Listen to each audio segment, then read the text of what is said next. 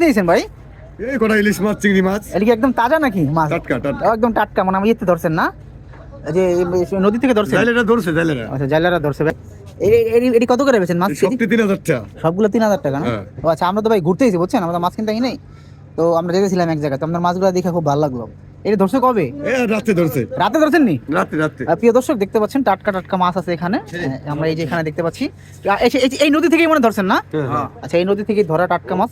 আর টাটকা বাচ্চা মাছ। হচ্ছে বাচ্চা মাছ। বাচ্চা মাছ, চিংড়ি মাছ, ইলিশ মাছ। বাচ্চা মাছ? বাচ্চা মাছ কোনটা? বাচ্চা মাছ, বাচ্চা মাছ। আচ্ছা, বাচ্চা মাছটা উঠে দেখান তো ভাই হাতে। বড়টা বড়টা বড়টা। আচ্ছা, হ্যাঁ, এটা বাচ্চা মাছ। আচ্ছা আচ্ছা, একটা চিংড়ি মাছ দেখান তো ভাইয়া। এগুলো ফ্রেশ মাছ হ্যাঁ। নদীর। আচ্ছা, আর এই যে প্রিয় দর্শক দেখতে পাচ্ছেন, এই যে এই নদী থেকেই ধরা, এটা হচ্ছে বড় নদী আর কি, পদ্মা নদী থেকেই ধরা এই চিংড়ি মাছ আমরা দেখতে পাচ্ছি।